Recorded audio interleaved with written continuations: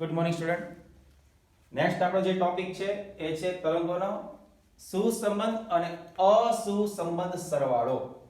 એ પહેલા તરંગ પ્રકાશ શાસ્ત્રમાં આપણે હાઇગન્સનો સિદ્ધાંત એ મહત્વની સમજૂતી છે એ પૂરી કરી. ત્યાર પછી હાઇગન્સના સિદ્ધાંતનો ઉપયોગ કરીને વક્રીભવન અને પરાવર્તનનો સિદ્ધાંતની સમજૂતી છે એ પણ લીધી.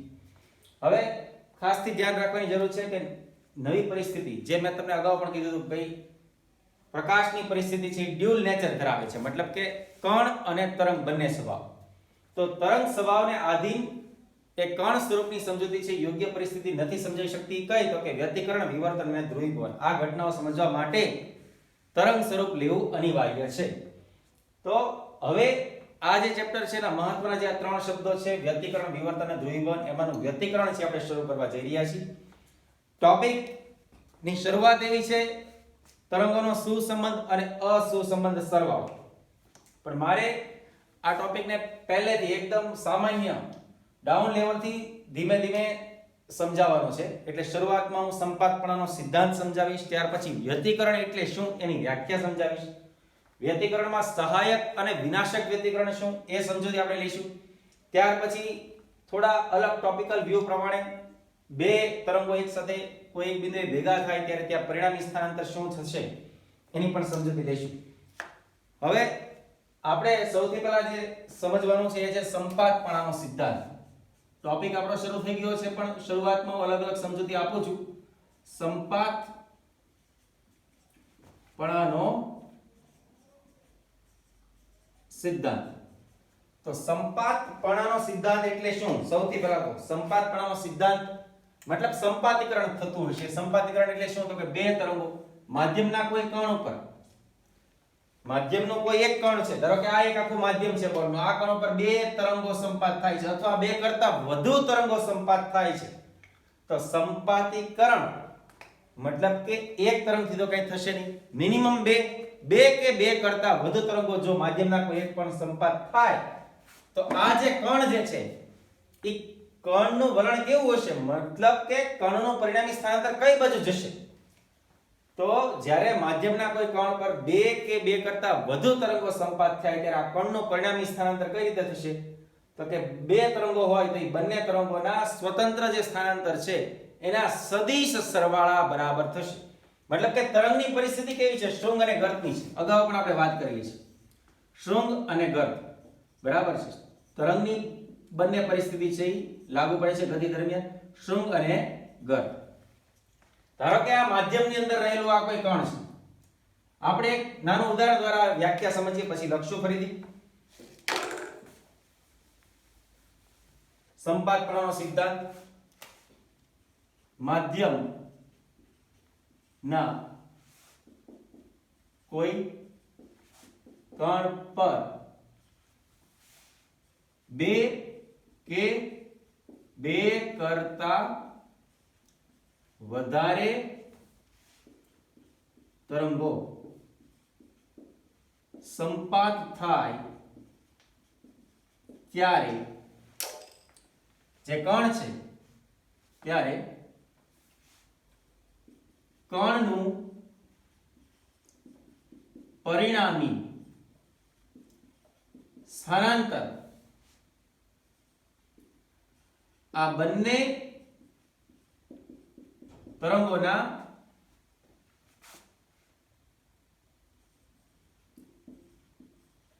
સ્થાનાંતરના સદિશ સરવાળા બરાબર થાય છે. મતલબ શું? સદિશ સરવાળા બરાબર મતલબ શું? એટલે શૃંગ અને ગર્તને બીજી ભાષામાં કહીએ તો ઉધ્વ અને અધ્વ. જે મેં વાત કરી કે ધારો કે બોર્ડની આ જે બોર્ડ છે એક માધ્યમ છે, માધ્યમ ઉપર ધારો કે એક કણ છે, બે તરંગો આવી રહ્યા છે. તો એક તરંગ છે ને એ આ કણ ઉપર આ રીતે આપા થાય, સમજો. મતલબ કે આ જે તરંગ છે પહેલું, એ પહેલું કણ છે આ કણ પાસે શૃંગ રચે છે બરાબર. શૃંગ એટલે ઉધ્વ બાજુ. ધારો કે આ બીજું આ બાજુ આવે છે. બીજું જે છે એ પણ એક કણ પાસે શૃંગ જ રચે છે. જોયું? જો પહેલા દ્વારા 1 સેન્ટીમીટર અને બીજા દ્વારા છે ધારો કે 2 સેન્ટીમીટર, નું સ્થાનાંતર થતું હોય તો આ કણ શું કરશે તો કે બંનેને ચેક કરશે. ચલો, પહેલું તરંગ એના દ્વારા 1 સેમી ઉર્ધ્વ બાજુ, બીજું તરંગ એના દ્વારા 2 સેમી ઉર્ધ્વ બાજુ. તો આ જે કણ છે કણ, તો આ કણનું પરિણામી સ્થાનાંતર કેવું હશે? કણનું પરિણામી સ્થાનાંતર તો તમને હવે થોડું સમજાઈ ગયું છે કે ભાઈ બંને એક જ સાઈડ છે ઉર્ધ્વ બાજુ, તો કણનું પરિણામી સ્થાનાંતર કેટલું હશે? 3 સેન્ટીમીટર. 1 + 2 3 સેન્ટીમીટર ક્યાં? ઉર્ધ્વ બાજુ, ઉર્ધ્વ, રાઈટ. હવે વિચારો, ધારો કે કોઈ આ કણ છે, કણનું એક પરિસ્થિતિમાં આ રીતે સ્થાનાંતર થાય છે ઉપરની બાજુ, ધારો કે ઉર્ધ્વ બાજુ 2 સેન્ટીમીટર. બીજો એક તરંગ છે એ આ રીતે ગતિ કરે છે અને એના દ્વારા જો તમે કઈ અનુભૂતિ લાવે છે? અધોની. અધો બાજુ જે ધારો કે 3 સેન્ટીમીટર છે, તો આ જે કણ છે કણ, આ કણનું પરિણામી સ્થાનાંતર કેવું? તો +2 સેમી, એટલે ઉર્ધ્વ બાજુ +2 રાખીએ. શું ગર્ત કેવું છે? અધો દિશામાં 3 સેમી નીચે છે તો -3 સેમી આપણે નીચે રાખશું, તો પરિણામી શું થયું? -1 સેન્ટીમીટર, જે કેવું કહેવાય? અધો દિશામાં, રાઈટ. તો આ જે કણ છે એ બંને તરંગો દ્વારા ફાઇનલી કઈ અસર કરે તો કે 1 સેન્ટીમીટર નીચેની બાજુ અસર કરે કે ભાઈ ઘડીક 2 સેમી ઉપર જાય પાછું 3 સેમી નીચે આવે, એવું તો કાઈ થાય નહીં. એને તો ટોટલ છે શું કરવાનું છે? સદિશ સરવાળો કરવાનો છે. જેમ ટેબલમાં પણ આપણે પહેલા સમજાવેલું છે કાર્ય ઊર્જા પાવરમાં, એક ટેબલ ઉપર કોઈ ધક્કો મારે આ બાજુ 10 ન્યૂટન થી, આ બાજુ કોઈ 5 ન્યૂટન થી મારે, તો ઘડીક 10 ન્યૂટન પ્રમાણે જાય, ઘડીક 5 ન્યૂટન પ્રમાણે જાય, એવું તો થાય નહીં. ફાઇનલી સામ સામે બે બળોનું પરિણામી ટૂંકમાં ટોટલ રચાય અને રિઝલ્ટન્ટ ફોર્સ કઈ દિશામાં લાગે છે અને કેટલા જે મેગ્નિટ્યુડને લાગે છે એનું મૂલ્ય ઈ પ્રમાણે છે ટેબલ છે એનું ફાઇનલી સ્થાનાંતર થતું હોય છે.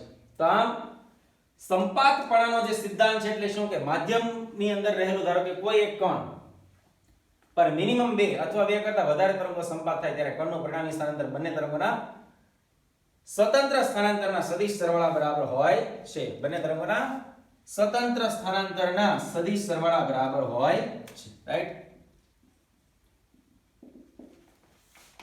તો આ રીતે એક ઉદાહરણ પણ આપ્યું કે ધારો કે કોઈ કણ પાસે બે તરંગો રચાય છે, પહેલા દ્વારા 1 સેન્ટીમીટર એટલે પહેલાનું સ્ટ્રોંગ અને બીજાનું સ્ટ્રોંગ, તો પછી ટોટલ સરવાળો, અથવા પહેલાનું સ્ટ્રોંગ અને બીજાનું ગર, તો એકવાર +2 સેમી ઉર્ધ્વ, ડાઉન માટે માઈનસ, તો ટોટલ છે અધો દિશામાં 1 સેમી ખસશે. તો આ રીતે સંપાતપણાનો જે સિદ્ધાંત છે એની રજૂઆત થાય છે. ત્યાર પછી આપણો ટોપિક રહેશે વ્યતિકરણ એટલે શું, તેના પ્રકાર સમજાવો.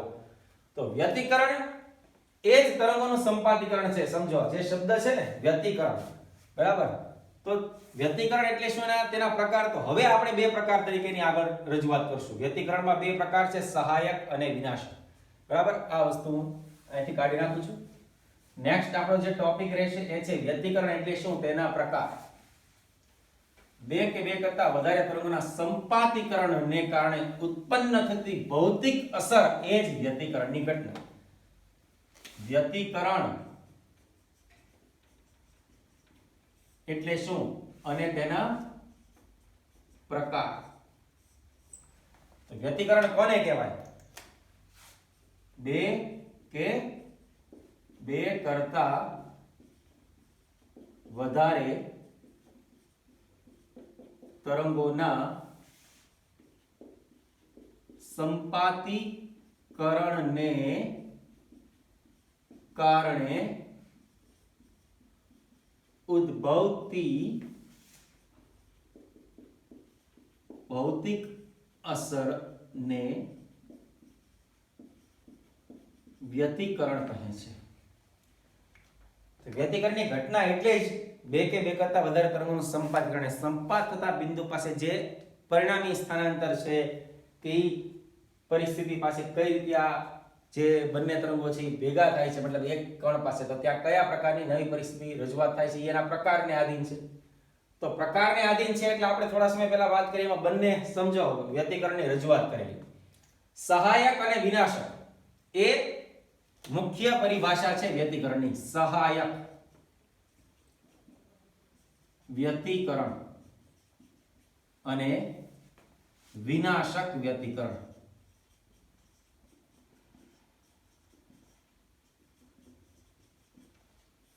સહાયક વ્યતિકરણ એટલે કેવું વ્યતિકરણ?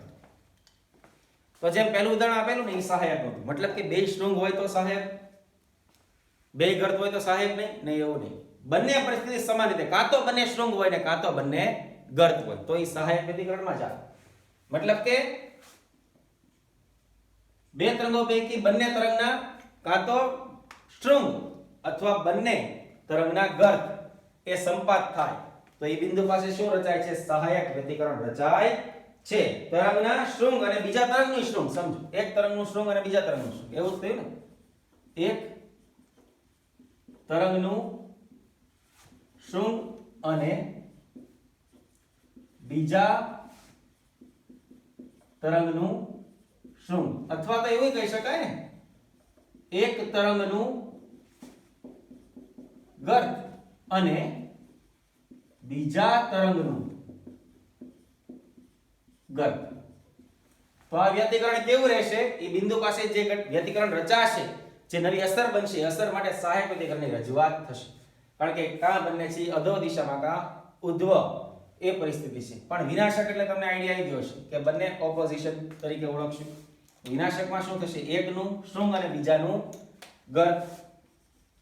તો લોકો એક તરંગનું શૃંગ અને બીજા તરંગ માટે ગર્ત હોય, અથવા તો પેલાની જેમ એક તરંગ નું કયું ગર્ત અને બીજા તરંગનું શૃંગ, મતલબ ઓપોઝિશન થઈ ગયું તો એ વિનાશક વ્યતિકરણ રચાય છે. આમ જ્યારે કોઈ એક તરંગના શૃંગ પર બીજા તરંગનું શૃંગ અથવા તો એકનો ગર્ત પર બીજાનો ગર્ત એ સંપાત થાય, સમજાણું, ત્યારે સહાયક વ્યતિકરણ રચાય. અથવા તો જ્યારે કોઈ એક તરંગના શૃંગ પર બીજા તરંગનું ગર્ત અથવા કોઈ એક તરંગના ગર્ત પર બીજાનું શૃંગ સંપાત થાય તો ત્યારે જે વ્યતિકરણ મળે છે એ છે વિનાશક વ્યતિકરણ મળે છે. તો આ રીતે સૌથી પહેલા સંપાતપણાનો સિદ્ધાંત આપણે સમજ્યા. સંપાતપણાના સિદ્ધાંત પર પછી વ્યતિકરણ એટલે શું અને વ્યતિકરણ પછી વ્યતિકરણના સામાન્ય મુખ્ય બે પ્રકાર, સહાયક અને વિનાશક. ચેપ્ટરની અંદર તમે જોવો કે જે મુદ્દો રજૂ થયો છે આગળ જે હવેનો એ છે સુસંબંધ અને અસુસંબંધ સરવાળો. સ્ટેપ બાય સ્ટેપ હું એની બાજુ જાઉં છું, પણ એ પહેલા મારે જેટલી વધારે જરૂર છે એક્સ્ટ્રા નોલેજ તરીકે એ તમારી સાથે અલગ અલગ રજૂઆત કરું છું. આ બધી વસ્તુઓ છે અલગ, તમે જે કાંઈ નોટ બનાવો છો એમાં પોઈન્ટ કરી દેજો. હવે આપણે સમજીએ કે કોઈ એક બિંદુ પાસે જે બે તરંગો સંપાત થાય છે તો એ સંપાત થાય ત્યારે એ બિંદુનું પરિણામી સ્થાનાંતર કેટલું હશે અને પરિણામી સ્થાનાંતર પછી એ બિંદુ પાસે તીવ્રતા કેટલી હશે. તો એ એક મહત્વનો ટોપિક રહેશે, એમાં આપણને સૂત્ર પણ મળશે. અને હજી હું સુસંબંધ અને અસુસંબંધ વિષયમાં ડિટેલમાં નહીં સમજાવું, કારણ કે સુસંબંધ અને અસુસંબંધ, સુસંબંધ એટલે શું? સમાન કળા, બરાબર છે. અલગ અલગ આકૃતિઓ પણ આપેલી છે. ધારો કે એક પેજ ઉપર ધારો કે બે તમે અલગ અલગ છે પોઈન્ટ આઉટ કરો અને બંને દ્વારા જે કોઈ એક બિંદુ પાસેથી તરંગો ઉત્પન્ન થાય અને એક સાથે પહોંચે, સમજો, એટલે એ સમાન પથના આધારે ત્યાં પહોંચે, R1 ને R2 હું બધું સમજાવું છું, પણ એક પ્રકારની હાઇલાઇટ છે બુકની અંદર આપેલી છે. પછી અલગ અલગ રીતે તમને ઘણા બધા બે તરંગો માટેના પથ તફાવત વચ્ચેનો n લેમ્બડા 2n - 1 એટલે લેમ્બડા/2 ને લેમ્બડા વિશેની સમજૂતી આપેલી છે. પણ એ સમજૂતી પહેલા હું મારી રીતે તમને થોડુંક સમજાવું છું. એટલે ડાયરેક્ટ તમને સુસંબંધ અસુસંબંધ સરવાળો સમજાવતા પહેલા થોડું વ્યતિકરણ સમજાવ્યું. વ્યતિકરણ પછી હવે હું સમજાવું છું કોઈ એક બિંદુ પાસે બે તરંગો સંપાત થાય ત્યારે એનું પરિણામી સ્થાનાંતર શું? તો બે તરંગોના સંપાતીકરણને લીધે માધ્યમના કોઈ બિંદુ પાસે સ્થાનાંતરનું સૂત્ર. બે તરંગોના સંપાતીકરણને કારણે માધ્યમના કોઈ બિંદુ પાસે પરિણામી સ્થાનાંતર અને પ્રકાશની તીવ્રતા, બરાબર છે. પહેલા તો સ્થાનાંતર અને ત્યાર પછી તીવ્રતા, બંને વસ્તુ લખી શકો. પહેલા સ્થાનાંતર અને પછી એની ઉપર આપણે તીવ્રતાનું સૂત્ર મેળવીશું.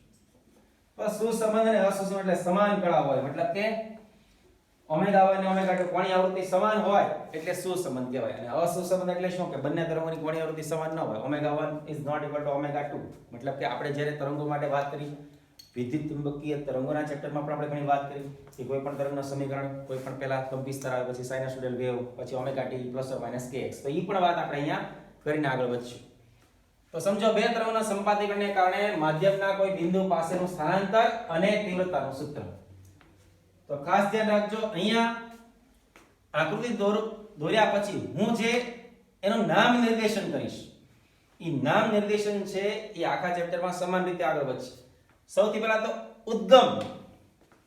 ઉદ્ગમ એટલે તરંગનું ઉત્સર્જન કરવા માટે જે ઉદ્ગમ હોય મતલબ કે તમે શાંત પાણીમાં પથ્થર નાખો તો પથ્થર જ્યાં પડે એટલે એ ઉદ્ગમ થઈ ગયું ત્યાંથી તરંગ છે ઉત્પન્ન થાય એમ હું બે ઉદ્ગમ રજૂ કરું છું ઉદ્ગમ 1 ચલો ઉદ્ગમ 1 એનું નામ S1 સ્લિટ કહી શકાય ને સ્લિટ ઉદ્ગમ બીજું એટલે સ્લિટ S2 આ બંને છે ઉદ્ગમ છે સ્લિટ 1 સ્લિટ 2 બંને સ્લિટ વચ્ચેનું અંતર હંમેશા સ્મોલ d જો મારી રીતે મારું અલગથી નામ નિર્દેશન નથી કર્યું કે મને અત્યારે સ્મોલ d યાદ આવ્યો તો ચલો એ લખી દો આ જ રાખવાનું છે હંમેશા બે સ્લિટ વચ્ચેનું અંતર સ્મોલ d જ રાખવાનું છે આ બંને સ્લિટમાંથી ઉત્પન્ન થયેલો તરંગ આગળ વધશે ને એક બિંદુ પાસે સંપાત થશે ત્યાં પડદો મતલબ કે પડદા પાસે આપણે અલગ અલગ વાત જોઈ શકશું તો ત્યાર પછી સ્લિટ S1 દ્વારા ઉત્પન્ન થયેલું તરંગ આગળ વધે સ્લિટ S2 દ્વારા ઉત્પન્ન થયેલું તરંગ આગળ વધે બંને આ બિંદુએ ભેગા થાય એ બિંદુ એ આપણા માટે પડદો બની ગયું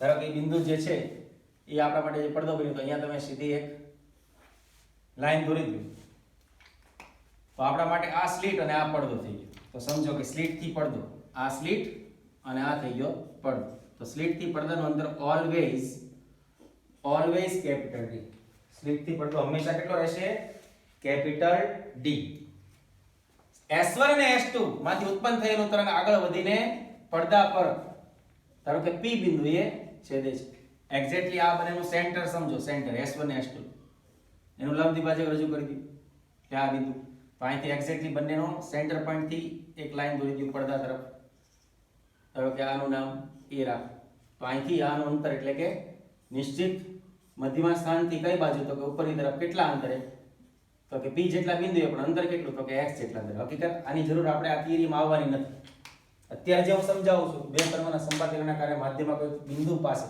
સ્થાનાંતર એટલે કે બે તરંગ એટલે S1 અને S2 માંથી ઉત્પન્ન થયેલા તરંગનું અહીંયા આવે માધ્યમમાં કોઈ બિંદુ P પાસે સ્થાનાંતર શોધવું ત્યારે આપણે x ની જરૂરિયાત નથી પણ આ તો સમજૂતી છે કે એક્ઝેક્ટલી સેન્ટર ઉપરના બિંદુથી ઉપરની તરફ x જેટલા અંતરે જે બંને તરંગો ભેગા થાય છે સંપાત થાય છે ચલો એટલે લખી શકો છો પણ આમાં મેં તમને કીધું એની કોઈ જરૂરિયાત રહેતી નથી x જેટલું અંતર અહીંયા આપણે આપી દીધું છે થોડું એનો નાનું કરી દીધું પાછું ત્યાર પછી S1 થી P તરફનો રસ્તો મતલબ કયા માર્ગે S1 થી P તો S1 થી P છે ધારો કે એનો પથ છે R1 છે બીજા તરંગનો જે છે સ્લિટ એનામાંથી ઉત્પન્ન થયેલું તરંગ આગળ વધીને P બિંદુએ છે તો S2 થી P નો જે પથ છે એનું નામ છે R2 તો આમ ઘણી બધી વસ્તુ અહીંયા હાઇલાઇટ થાય છે જો S1 અને S2 ઉદ્ગમ છે S1 S2 એટલે સ્મોલ d બે સ્લિટ વચ્ચેનું અંતર સમજો બે સ્લિટ વચ્ચેનું અંતર પછી એક્ઝેક્ટલી સેન્ટર પોઈન્ટ થી A એટલે સ્લિટ થી પડદો સમજી લો એટલે તમે ધારો કે O ના આપો તો O થી A મધ્યમાં સ્થાન O થી A એને શું કહેવાય સ્લિટ થી O થી A અંતરે આપણે કેવું રાખ્યું છે capital D always capital D ખૂબ મહત્વનું છે અહીંયા શું કહેવાય સ્લિટ થી પડદા વચ્ચેનું અંતર પછી S1P બરાબર R1 S2P બરાબર R2 P થી A એટલે x મધ્યમાં સ્થાનથી ઉપરની તરફ x જેટલા અંતરે P બિંદુએ બંને તરફો સંપાત થાય છે તો સંપાતીકરણ કરવાનું છે બે તરંગોનું સંપાતીકરણ P બિંદુએ સંપાત થાય છે ત્યાં માધ્યમના કોઈ બિંદુ પાસે સ્થાનાંતર પરિણામી સ્થાનાંતર મેળવો તો P બિંદુ પાસે રહેલા કણનું પરિણામી સ્થાનાંતર કેવું થશે S1 અને S2 માંથી ઉત્પન્ન થયેલા તરંગો P પાસે પહોંચે તો P પાસે પરિણામી સ્થાનાંતર કેવું થશે એની માટેની આપણી રજૂઆત શરૂ થાય છે તો સમજો કે સ્થાનાંતર ની મૂળભૂત સમજૂતી માટે આપણે અગાઉ જે સૂત્ર સમજી ગયા વિદ્યુત ચુંબકીય તરંગોમાં પણ કે કંપ વિસ્તાર કેટલો રહેશે, કંપ વિસ્તાર પછી sinusoidal waveform omega T plus or minus kx, x ની જગ્યાએ આપણે અહીંયા અંતર r છે પ્લસ અહીંયા કળા, તો કળા પહેલાની કળા રહેશે phi1, બીજાની કળા રહેશે phi2. તો એ પણ બહુ મહત્વની છે, બંને તરંગની કળા phi1 અને phi2 આ બંને માટેની કળાની સમજૂતી છે. જો આમાં જે સુસંબંધ ને અસુસંબંધની વાત આવે, અસુસંબંધમાં એ સમાન ન પણ હોય, સુસંબંધમાં અચળ રહેશે એટલે આ બંને સમાન, એટલે આનો તફાવત શૂન્ય રહેશે. જેમ સુસંબંધ અને અસુસંબંધ ડિટેલમાં સમજાવીશ ત્યારે આપણે વાત કરશું, પણ હાલમાં એક પહેલો ક્રાઇટેરિયા છે એ સમજાવતા પહેલા મારે આ સમજાવવાનો છે. બે તરંગોના સંપાતીકરણને કારણે માધ્યમના કોઈ બિંદુ P પાસે નવું સ્થાનાંતર શું, પરિણામી સ્થાનાંતર શું, અને ત્યાં આપણને જે તીવ્રતા મળે છે એ તીવ્રતા છે એ મેળવો. તો સૌથી પહેલા P પાસે સ્થાનાંતરો નો સૂત્ર આપણે લખીએ. P બિંદુ પાસે પરિણામી સ્થાનાંતર કેવું રહેશે, પહેલા દ્વારા અને બીજા દ્વારા. તો P પાસે સ્થાનાંતર સ્ટેપ 1, P પાસે સ્થાનાંતર. તો P પાસે સ્થાનાંતરમાં સૌથી પહેલા માટે આપણે સ્થાનાંતર રાખીએ E1 અને બીજા માટે આપણે સ્થાનાંતર રાખીએ E2. તો E1 બરાબર શું, કંપ વિસ્તાર તો લેવો પડશે. E1 બરાબર કંપ વિસ્તાર પહેલા માટે ધારો કે capital E1 sin omega t minus kx નહીં માઈનસ kr, પણ પહેલા માટે k1 અને k2 શું છે તો કે તરંગ સદિશ, પહેલા માટે તરંગ સદિશ, બીજા માટે સર આ પણ વિદ્યુત ચુંબકીય તરંગમાં આવી ગયું. r1 અને r2 એ છે પથ, બરાબર. આપણે આપણું સૂત્ર લખીએ E કંપ વિસ્તાર sin ઓમેગા t, તો પહેલા માટે ઓમેગા 1 t સ્વતંત્ર છે ઓમેગા t માઈનસ kr પણ k1 r1 પ્લસ કળા બંનેમાં મૂકશું, પ્લસ પહેલાની કળા phi1 બીજાની કળા phi2. તો બીજાનું સૂત્ર શું બનશે, P પાસે બીજાનું E2 બરાબર, બોલો હવે ક્લિયર થઈ જવું જોઈએ. Capital E2 sin omega 2t minus k2 r2 plus phi2. આ બીજા માટે થઈ ગયું, રાઈટ. તો સૌથી પહેલા આપણે શરૂઆત કરી P બિંદુ પાસે સ્થાનાંતરના સૂત્ર લખવાની. સદિશ સમજૂતીની રજૂઆત સાથે E1 sin omega 1t minus k1 r1 plus phi1, E2 sin omega 2t minus k2 r2 plus phi2. E1 E2 વિદ્યુત ક્ષેત્રના કંપ વિસ્તાર બની ગયા. મૂળભૂત રીતે આ જે છે એ શું છે, E1 ને E2 છે આપણી સમજૂતી વિદ્યુત ચુંબકીય તરંગમાં લીધેલી છે. આ બની ગયા બંને માટેના કંપ વિસ્તાર. ત્યારબાદ k1 ને k2 છે એ તરંગ સદિશ છે, ઓમેગા 1 ને ઓમેગા 2 છે એની કોણીય આવૃત્તિ છે. હવે આપણે આખી જે સમજૂતી છે એની ધારણા જે છે એ કરવા માટે તમે સમજો કે એક પ્રકારનો ખૂણો જ થયો ને, તો આ બંને સૂત્રને હું જો સેમ રીતે આવી રીતે લખું છું. E1 બરાબર શોર્ટમાં કંપ વિસ્તાર sin ડેલ્ટા, બીજું કંપ વિસ્તાર sin ડેલ્ટા 2. કારણ તો કે શોર્ટમાં ડેલ્ટા 1 એટલે શું, આ ડેલ્ટા 1, ડેલ્ટા 2 એટલે શું તો કે આ ડેલ્ટા 2, રાઈટ. હવે મારે P બિંદુ પાસે આ બંને સંપાત થાય એટલે ત્યાં સરવાળો કરવો પડશે. તો આનો સરવાળો કેમ કરશું, સદિશ સમજૂતી છે, પહેલા દ્વારા ડેલ્ટા 1 નો એંગલ બને છે, બીજા દ્વારા એંગલ છે ખૂણો છે ડેલ્ટા 2 નો બને છે. તો એ સરવાળાની રીત માટે અહીંયા એક પરફેક્ટ નવી રજૂઆત છે, દર્પણ જે તમે લીધી છે એની અંદર અલગથી આની હાઇલાઇટ છે. સીધી સમજૂતી તમને કદાચ આવી જોવા ન મળે પણ બહુ મહત્વની છે, શાંતિથી આ પ્રમાણે જોજો. હું તમને આના અમુક ફોટોસ પણ એમાં મોકલી દઈશ. પણ ફેઝરની રીતની સમજૂતી છે. ફેઝરની રીત એટલે શું, તો જો ફેઝરની રીત માટે સૌથી પહેલા પહેલો જે છે ને પહેલો છે એ ડેલ્ટા 1 જેટલા E1 જે છે E1 એ ડેલ્ટા 1 જેટલા ખૂણે આપાત થાય છે E1, એટલે પહેલો જે છે હું સમક્ષિતિજ લાઈનથી ડેલ્ટા 1 ખૂણે આપું છું. આ થઈ ગયો E1, જોજો E1, આનું નામ E1 અને એ કેટલા ખૂણે છે ડેલ્ટા 1. પહેલાના શીર્ષમાંથી બીજો એ કેટલા E2 છે, પણ પહેલો જોવો જોઈએ કે આમ, બરાબર, એટલે આને એક તૂટક રાખ. હવે ગમેનો ખૂણો છે સમક્ષિતિજ હોય એટલે જે બીજો છે ઈ પહેલાના શીર્ષમાંથી પણ પહેલા પાસે એક સમક્ષિતિજ લાઈન પણ આમ દોરી ગયું, એટલે E2 છે ઈ કેટલા ખૂણે તો કે સમક્ષિતિજ થી ડેલ્ટા 2 ખૂણે. જો હવે બરાબર સમજાણો, સમક્ષિતિજ લાઈન થી પહેલો E1 છે ડેલ્ટા 1 અને એના શીર્ષમાંથી બીજો પણ ત્યાંથી તમે એક સમક્ષિતિજ લાઈન દોરો ત્યાંથી E2 એટલે ઈ બનશે ડેલ્ટા 2 જેટલા ખૂણે E2. હવે તમે ઉગમ બિંદુથી આ ફાઇનલી આ બેને ક્લિયર કરો. આ એટલે આ થઈ ગયો સરવાળો. ફાઇનલી E બરાબર શું થઈ ગયું E1 પ્લસ E2. તો અહીંયા ફેઝરની રીત જે છે, ફેઝરની રીત, એના દ્વારા તમને શું મળે છે?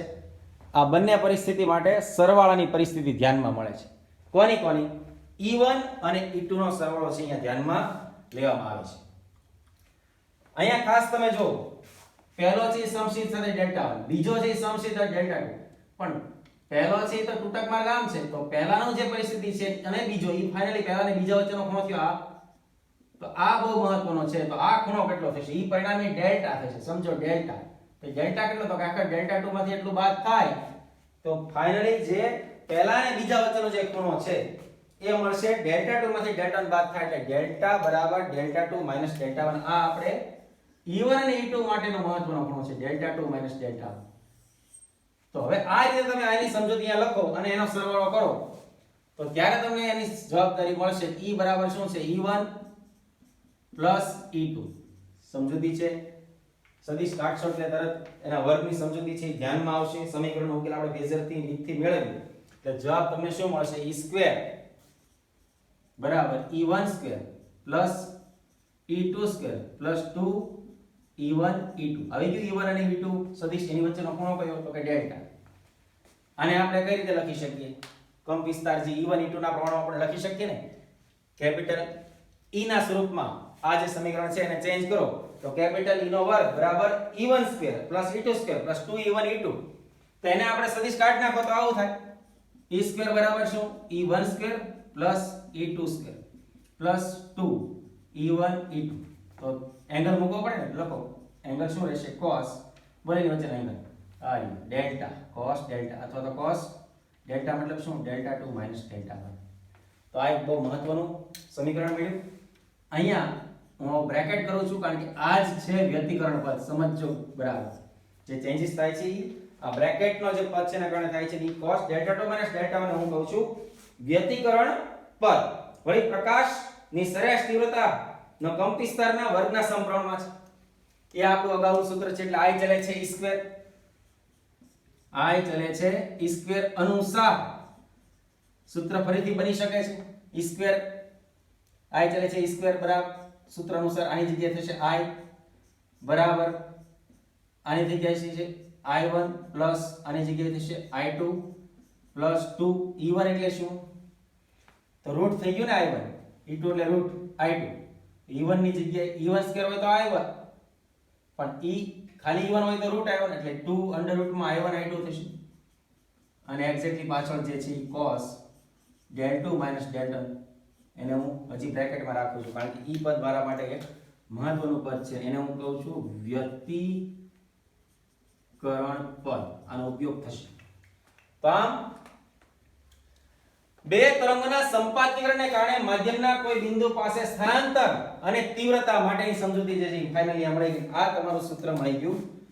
I બરાબર, હજી જો વાત નથી કરી તરંગો કેવા છે, સુસંબંધ છે અસુસંબંધ છે, મતલબ કે omega 1 is not equal to omega 2 તો અસુસંબંધ, omega 1 equal to omega 2 તો સુસંબંધ. પણ એવી કોઈ રજૂઆત કરેલી જ નથી. અહીંયા આપણે વાત જ નથી કરી તરંગો કેવા છે. ઈ પહેલાનો સ્ટેપ છે. કોમન જ્યારે થાય છે ત્યારે. હવે આ સૂત્ર ઉપરથી હું તમને બે ભાગમાં નવા લેક્ચરમાં એ સમજાવીશ કે ઈ પરિસ્થિતિમાં સુસંબંધ હોય તો શું થાય, અસુસંબંધ હોય તો શું થાય, કારણ કે એનો ક્રાઇટેરિયા નક્કી કરવો પડશે. તો આ પ્રમાણે અત્યારે આપણે જો ફાઇનલ તીવ્રતા I બરાબર I1 I2 2 I1 I2 cos del 2 del 1 એ ખૂબ જ મહત્વનું સૂત્ર જે છે આપણને મળ્યું. અહીંયા જે વ્યતિકરણ પદ છે, વ્યતિકરણ પદ છે કઈ રીતે લખાય તો એના માટે વ્યતિકરણ પદમાં તમને થાય del 2 del 1 તો પહેલેથી આપણે ધારણા કરી દીધી. આ del 2 એટલે આ થાય, delta 2 એટલે ઈ થાય. તો ખાલી હું જોજો અહીંયા cos delta 2 delta 1 બરાબર લખું છું તો શું થાય, એક આવર્તકાળ ઉપરની સમજૂતી થઈ. સંકલિત મૂલ્યનું વિચારો તો એક આવર્તકાળ ઉપરનું સંકલિત મૂલ્ય વિચારો તો ખાલી cos delta 2 delta 1 એટલે શું, તો 1/t integration cos delta 2 delta 1 dt. એટલે કે એક પ્રકારે સમજૂતી શું થાય, 1/t integration જો cos delta 2 માંથી delta 1 બાદ કરો ખ્યાલ આવશે તમને. જો આ આખું delta 2 છે, આ આખું delta 1 છે, તો delta 2 માંથી સ્ટેપ બાય સ્ટેપ બાદ કરો omega 2t omega 1t.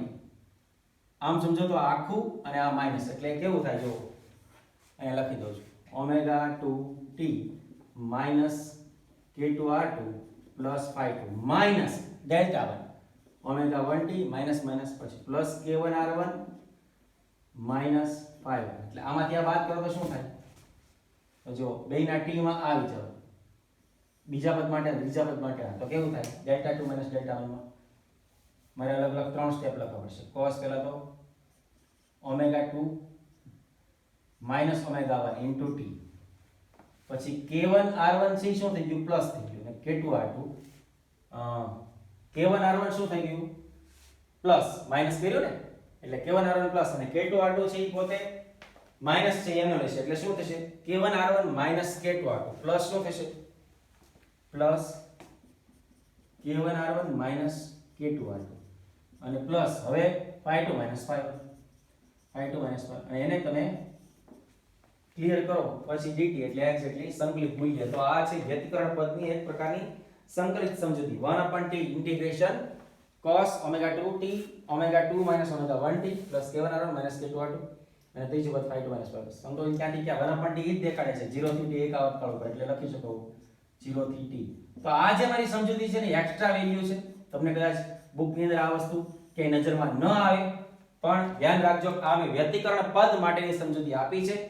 આની ઉપરથી કંઈક ને રીતે હું સુસંબંધ અને અસુસંબંધ વેવ્સ તરંગો જ્યારે આવશે ત્યારે હું જુદા પાડીશ. કારણ કે અહીંયા જોજો આ બે સમાન રાખો એટલે નીકળી જાય, સમાન ન રાખો તો હાજર રહે. તો સમાન ન ક્યારે હોય? અસુસંબંધમાં. સમાન ક્યારે હોય? સુસંબંધમાં.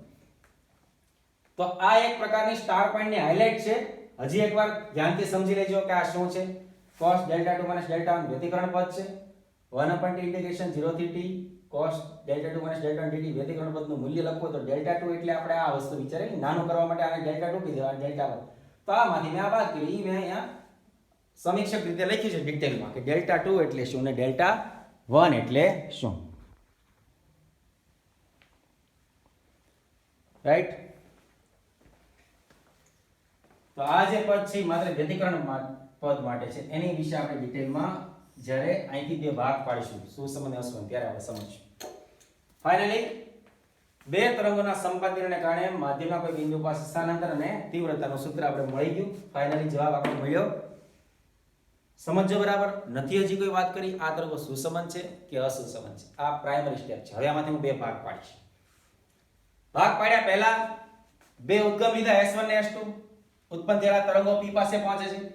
S1 થી P1 અંતર, S2 થી P2 અંતર, બે સ્લિટ વચ્ચેનું અંતર છે સ્મોલ d. સ્લિટ થી પડદો જ્યાં ભેગા થાય છે, જ્યાં તમને ભાત મળે, સ્લિટ થી પડદો કેપિટલ D. મધ્યમાન બિંદુ સેન્ટર પોઈન્ટ થી જ્યાં ભેગા થાય છે અંતર x, જે પછી જરૂર પડશે અત્યારે ખાલી લખેલું છે એ વસ્તુને ક્લિયર કરી છે. P બિંદુ પાસે સ્થાનાંતર છે એના માટે બંને સૂત્ર લખ્યા આપણે. તરંગોને આદિ કંપ વિસ્તારની વેલ્યુ છે, કોણીય આવૃત્તિ છે, કળા તફાવત છે, પથ છે અને એની બંને માટે ફેઝ. આને માટે હું આને ડેલ્ટા અને ડેલ્ટા 2 કહું છું. એના માટે હું અત્યારથી એની સામાન્ય સમજૂતી નાનો બને એટલે આને ડેલ્ટા અને ડેલ્ટા 2 પછી છેલ્લે આપણે મૂકી દઈશું કિંમત. તો આને લખ્યું ડેલ્ટા 1 આને લખ્યું ડેલ્ટા 2. હવે આનો સરવાળો કરવા માટે એક અલગથી મેં રીત સમજાવી, ફેઝરની રીત. જો સમશીત લાઈનથી પહેલું E1 ડેલ્ટા 1 એના શીર્ષમાંથી ડેલ્ટા 2 સમસીધી જ આવશે ત્યાં. બરાબર? હવે પણ એ વિચારો પહેલો જે છે એનો તૂટક પર આગળ વધારો તો પહેલા અને બીજા વચ્ચેનો ખૂણો એટલો જ રહેશે. E કેટલો રહેશે? Delta 2 minus delta 1. તો સરવાળો થશે ત્યારનો ખૂણો રહેશે delta 2 minus delta 1. E1 plus E2 આ એનું સૂત્ર અને જ્યારે સદિશ રજૂઆત છોડો ત્યારે એનો ખૂણો મળશે. અને પછી I એટલે e² તીવ્રતા છે કંપવિસ્તારના વર્ગના સંપૂર્ણ હોવાથી આ કંપવિસ્તારની તીવ્રતાના કન્વર્ટ કરો. I બરાબર I1 plus I2 plus 2 √ I1 I2 cos del 2 minus del 1. આ છે વ્યતિકરણ પદ. વ્યતિકરણ પદ માટે અલગથી સ્ટાર પોઈન્ટ સમજાયો છે. આની ઉપરથી હું ડિટેલમાં પણ સમજાવીશ કે સુસંબંધ હોય ત્યારે શું થાય, અસુસંબંધ હોય ત્યારે આપણે કઈ પરિસ્થિતિ ધ્યાનમાં લેવી. તો ખાસ મિનિમમ 2 વાર આ જે ચાલેલું છે બધી જે થિયરીઓ છે એની સમજૂતી લેજો અને ત્યાર પછી આપણે આ સૂત્રનો ઉપયોગ કરીને સુસંબંધ અને અસંબંધ માટે તીવ્રતાની સમજૂતી મેળવીશું. Okay, thank you.